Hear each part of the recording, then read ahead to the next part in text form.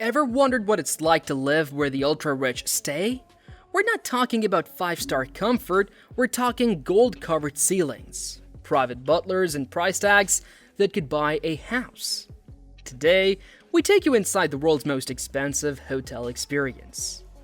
The most expensive hotel in the world isn't a towering skyscraper or a palace from the past, it's underwater. Lover's Deep Luxury Submarine Hotel takes the crown, offering a stay that quite literally removes you from the surface of the earth. Located somewhere in the Caribbean, the exact spot changes per guest's request. This private submarine charges around $150,000 per night, and you don't just book a room, you charter an entire vessel, staffed with a private captain, chef, and crew who vanish when it's time for privacy. But maybe underwater isn't your thing, then there's the Empathy Suite at the Palms Casino Resort in Las Vegas, designed by British artist Damien Hirst. There is no regular high roller setup. You walk into 9,000 square feet of glass floors, shark tanks embedded in the walls, and a pill-shaped relaxation room that looks like it belongs in a science fiction film. The price? $100,000 a night. 2-night minimum. Not excluding extras, Hirst's original art alone pushes the value through the ceiling. Pieces in the suite are worth more than most people's lifetime earnings. Or maybe you're drawn to Dubai, where the royal suite at the Burj Al Arab combines oil wealth and architectural fantasy. For $25,000 to $30,000 a night, you get a 2-story suite wrapped in 24-karat gold accents, with a rotating bed, a staircase modeled after Versailles, and a private cinema just steps from the bedroom. You arrive by Rolls-Royce or helicopter because of course you do. It's the kind of place where even the pillows have options. Over a dozen to choose from. What makes these hotels so outrageously expensive isn't just space or the location, it's what they represent. You're not paying for a bed, you're paying to be removed from the rules of normal life. You're paying for absolute control, total privacy, and the sense that the entire staff exists purely to orbit around you. And then there is exclusivity. The price isn't just to cover the marble floors or imported Italian silk drapes, it's to keep out everyone who can't afford them. You're not just staying there, you're proving you can. Whether you're beneath the sea, above the clouds, or floating somewhere in between, the most expensive hotels in the world aren't about hospitality, they're about status. Invisible velvet robes stretch across every hallway, and you're the only one who gets to walk past them. So what exactly do you get for that kind of money? Let's start with what it feels like to walk through the door.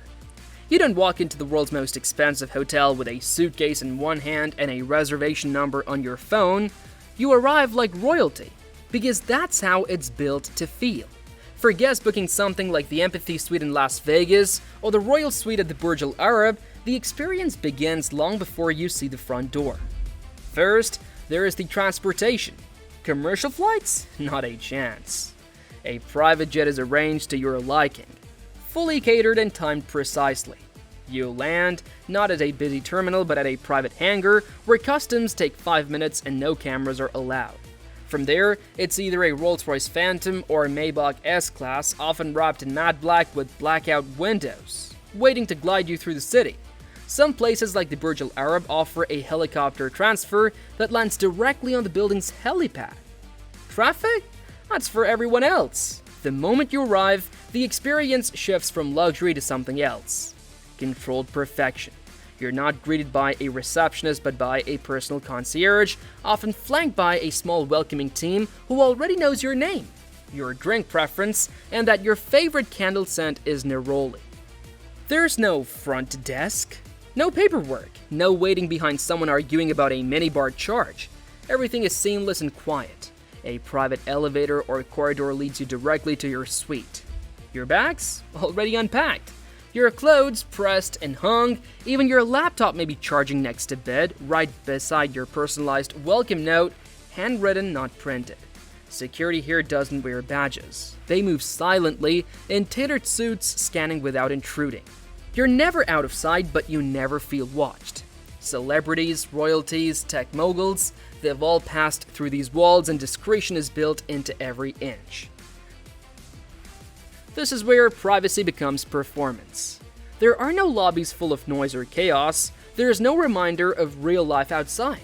The transition from jet to hotel is like crossing a threshold between two worlds. One where everything has a price, and the other where you've already paid enough to never have to hear it. Once you've arrived, it's not just a hotel room waiting, it's a palace in the sky. Stepping into one of these suites doesn't feel like entering a hotel room, it feels like walking into a private universe designed just for you. The doors don't creak, the air doesn't smell like industrial cleaning products. Everything, the lighting, the scent, the temperature, has already been tuned to your preferences. This isn't accommodation, it's command. In the Empathy Suite at the Palms Casino Resort in Las Vegas, the word suite almost feels like an insult. At 13,000 square feet, it's bigger than most houses, 6 times bigger than the average American home. And it isn't just big, it's alive with Damien Hirst's surreal touch.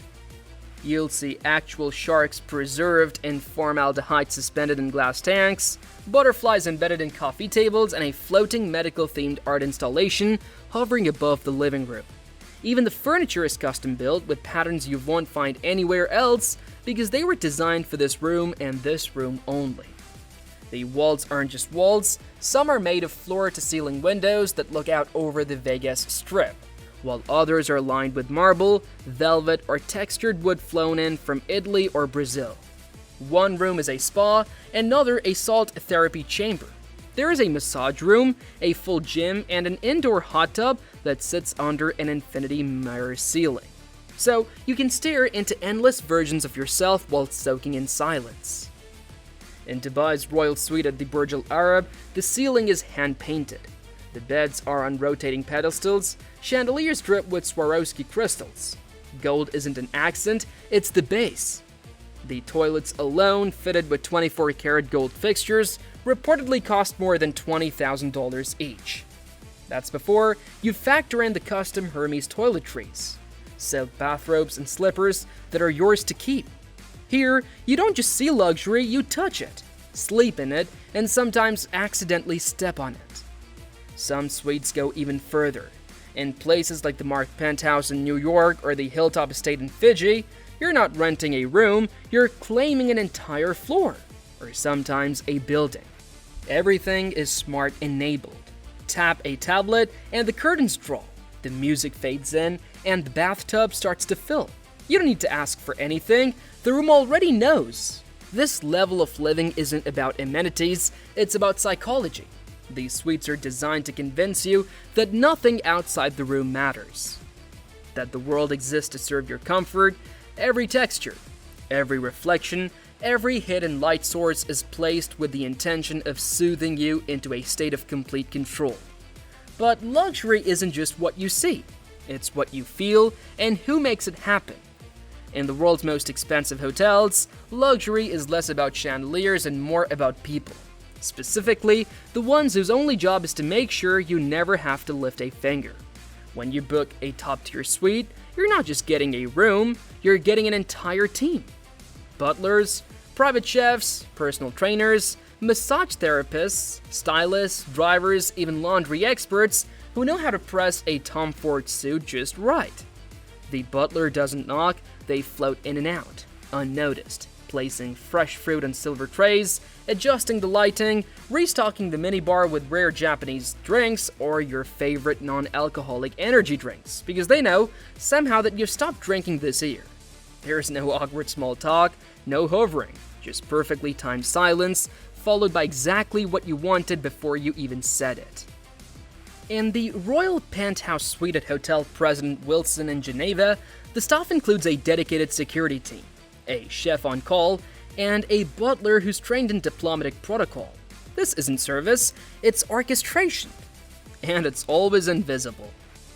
If you're in the mood for a massage, there's no calling down, one just appears. Need your shoes cleaned by dinner? Someone already picked them up.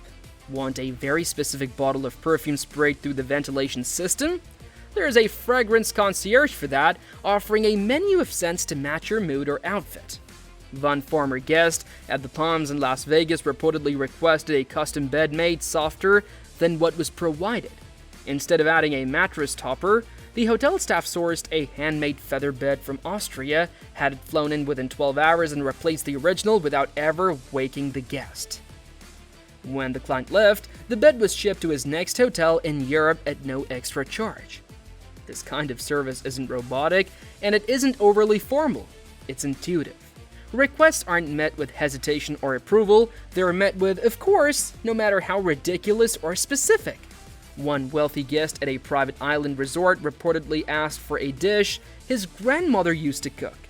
They tracked down the exact recipe, found someone who spoke her dialect, and recreated it to taste. No expense was questioned, no detail overlooked. And that's the heart of this tier of luxury. You're never told no. Not because you're demanding, but because saying no would break the illusion. The illusion that the world bends to your comfort, and that discomfort doesn't exist inside these walls. All that service works up an appetite, so what does dinner look like when price doesn't matter?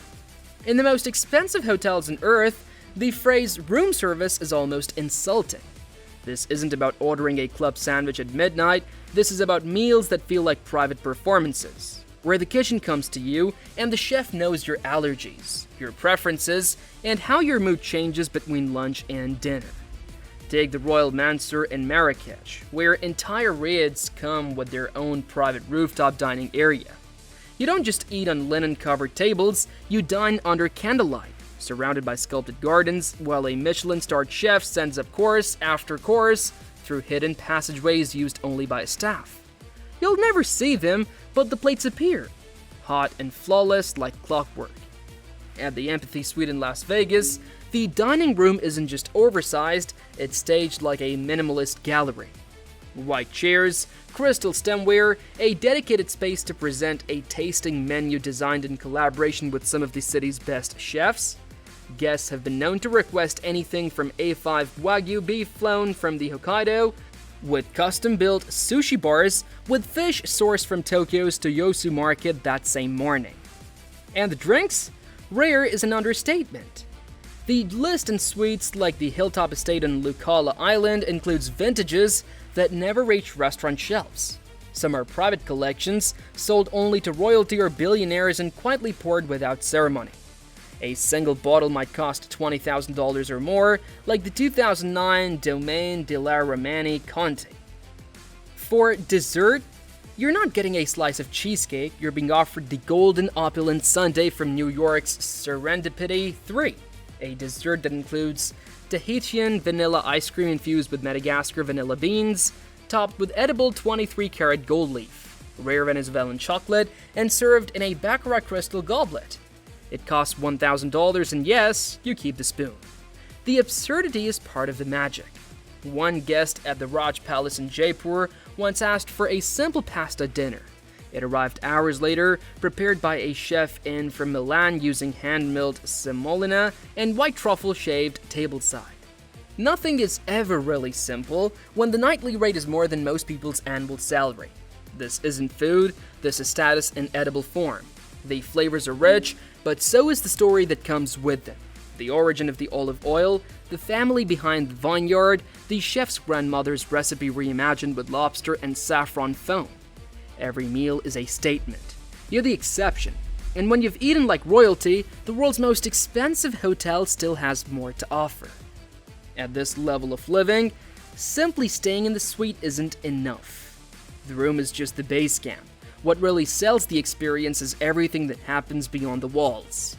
Experiences curated so precisely, they feel like scenes written into a script where you're the lead and the budget is infinite. Guests at the Burj Al Arab can begin their morning with a Rolls-Royce Phantom ride across the Dubai desert, complete with a private photographer, and end the day dining beside sharks at the hotel's underwater-themed restaurant, Al Mahara. In between, you might be fitted by a personal stylist flown in from Paris, or taken on a private tour of a jewelry atelier where pieces aren't displayed in glass cases. They're brought out one by one on silk like treasures. At the Palms in Las Vegas, VIP guests can be offered helicopter access to the Grand Canyon. Not for a tour, but for a private dinner. A table is set at the canyon's edge, a chef cooks as the sun drops, and when you're done, you lift off under the stars like it's just another Tuesday. In Fiji's Hilltop Estate, part of the Laukala Island Resort, you get access to your own fleet of boats, jet skis, and horses. Need a private island for the day? It's a phone call away. Want to scuba dive into coral reefs no one else touches? They'll arrange it, complete with an onboard marine biologist and a videographer to make sure it looks good on your private YouTube. Some of these experiences get deeply personal. A Middle Eastern royal once stayed in a private riad in Morocco and requested a performance by his favorite oud player. Within hours, the artist was flown in from Cairo and performed in the guest courtyard under a sky of hand-lit lanterns. That night cost more than a high-end car, and he called it worth every note. And for those looking to shop, there is no walking through mall crowds. Think Cartier reps arriving with velvet cases, Chanel stylists doing full fittings in your suite, or watchmakers like Patek Philippe presenting unreleased models over espresso? Every item comes with a story, a pedigree, and a level of access even celebrities can't buy without the right contacts. Even wellness isn't a routine. Forget hotel spas, these stays come with customized treatments designed by elite dermatologists, meditation coaches who work with Fortune 500 CEOs, and sound therapy sessions performed live by world-class musicians using crystal instruments you've never even heard of. The experiences aren't designed to impress others, they're designed to remind you that anything is possible. Because in these places, it is. For some, even that isn't enough, because in these hotels, the rich don't just visit, they move in. Most people spend a night or two in luxury and return to reality, but some guests never really leave. At the Burj Al Arab, there have been royal families from Saudi Arabia who have stayed for entire seasons, occupying the same penthouse suite for over 3 months at a time. The cost balloons with personal tailors, daily spa sessions, and fleet of luxury cars rented for visiting relatives. At the Mark Hotel in New York, a billionaire tech founder reportedly stayed at the $75,000 a night penthouse for nearly 8 weeks while awaiting the finalization of a Manhattan townhouse purchase. He didn't just stay, he lived. A private chef ran a rotating menu that changed weekly. A private tutor was flown in to teach his children. A florist refreshed the suite every 3 days with arrangements sourced from Holland. And so if you had the money, would you live in a place like this? Leave your thoughts in the comments.